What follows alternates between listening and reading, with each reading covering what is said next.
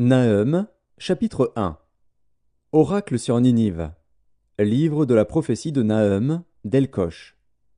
L'Éternel est un Dieu jaloux, il se venge. L'Éternel se venge, il est plein de fureur. L'Éternel se venge de ses adversaires, il garde rancune à ses ennemis. L'Éternel est lent à la colère, il est grand par sa force. Il ne laisse pas impuni. L'Éternel marche dans la tempête, dans le tourbillon. Les nuées sont la poussière de ses pieds. Il menace la mer et la dessèche, il fait tarir tous les fleuves. Le Basan et le Carmel languissent, la fleur du Liban se flétrit. Les montagnes s'ébranlent devant lui, et les collines se fondent. La terre se soulève devant sa face, le monde et tous ses habitants. Qui résistera devant sa fureur? Qui tiendra contre son ardente colère? Sa fureur se répand comme le feu, et les rochers se brisent devant lui. L'Éternel est bon, il est un refuge au jour de la détresse. Il connaît ceux qui se confient en lui. Mais avec des flots qui déborderont, il détruira la ville, et il poursuivra ses ennemis jusque dans les ténèbres. Que méditez-vous contre l'Éternel? C'est lui qui détruit. La détresse ne paraîtra pas deux fois. Car entrelacés comme des épines, et comme ivres de leur vin, ils seront consumés comme la paille sèche, entièrement. De toi est sorti celui qui méditait le mal contre l'Éternel, celui qui avait de méchants desseins. Ainsi parle l'Éternel. Quoique intacts et nombreux, ils seront moissonnés et disparaîtront. Je veux t'humilier, pour ne plus avoir à t'humilier. Je briserai maintenant son joug de dessus toi, et je romprai tes liens. Voici ce qu'a ordonné sur toi l'Éternel. Tu n'auras plus de descendants qui portent ton nom. J'enlèverai de la maison de ton Dieu les images taillées ou en fonte. Je préparerai ton sépulcre, car tu es trop léger.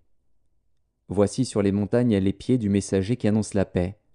Célèbre tes fêtes, Juda, accomplis tes vœux, car le méchant ne passera plus au milieu de toi, il est entièrement exterminé. Le destructeur marche contre toi, garde à la forteresse.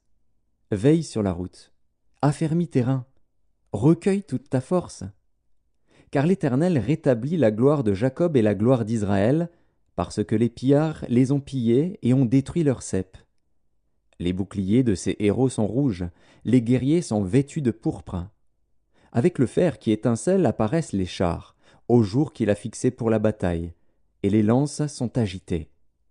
Les chars s'élancent dans la campagne, se précipitent sur les places. À les voir, on dirait des flambeaux, ils courent comme des éclairs.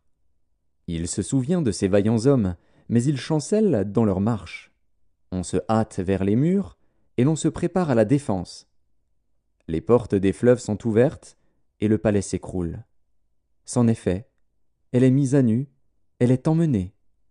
Ses servantes gémissent comme des colombes et se frappent la poitrine. Ninive était jadis comme un réservoir plein d'eau.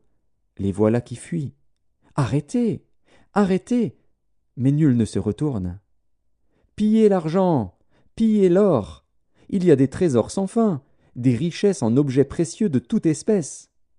On pille, on dévaste, on ravage, et les cœurs sont abattus, les genoux chancellent, tous les reins souffrent, tous les visages pâlissent. Qu'est devenu ce repaire de lions, ce pâturage des lionceaux, où se retirait le lion, la lionne, le petit du lion, sans qu'il y eût personne pour les troubler? Le lion déchirait pour ses petits, étranglait pour ses lionnes. Il remplissait de proie ses antres, de dépouilles ses repères. Voici, j'en veux à toi, dit l'Éternel des armées. Je réduirai tes chars en fumée, l'épée dévorera tes lionceaux, j'arracherai du pays ta proie, et l'on n'entendra plus la voix de tes messagers. Malheur à la ville sanguinaire, pleine de mensonges, pleine de violence, et qui ne cesse de se livrer à la rapine. On entend le bruit du fouet, le bruit des roues, le galop des chevaux, le roulement des chars. Les cavaliers s'élancent, l'épée étincelle, la lance brille, une multitude de blessés, une foule de cadavres, des morts à l'infini.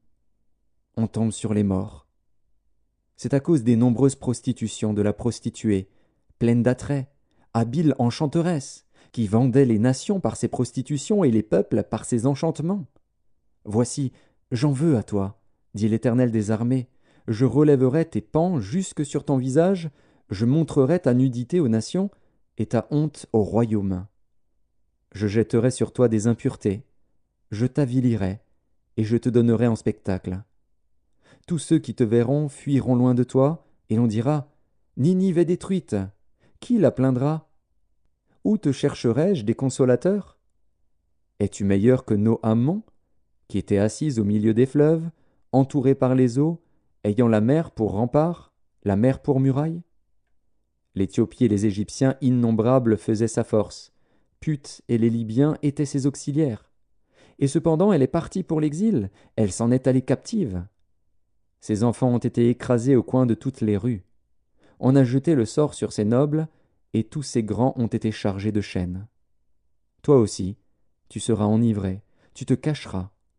Toi aussi, tu chercheras un refuge contre l'ennemi. Toutes tes forteresses sont des figuiers avec les primeurs. Quand on les secoue, elles tombent dans la bouche de qui veut les manger.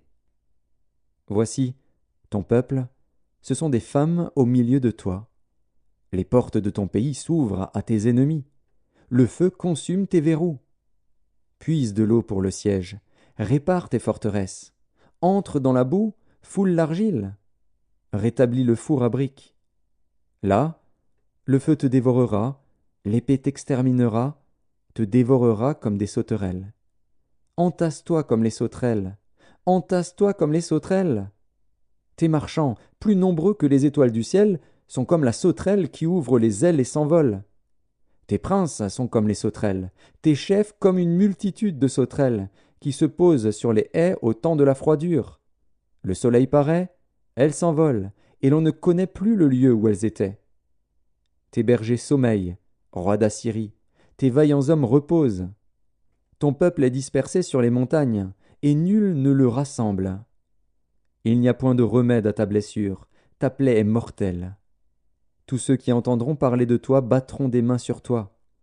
Car quel est celui que ta méchanceté n'a pas atteint?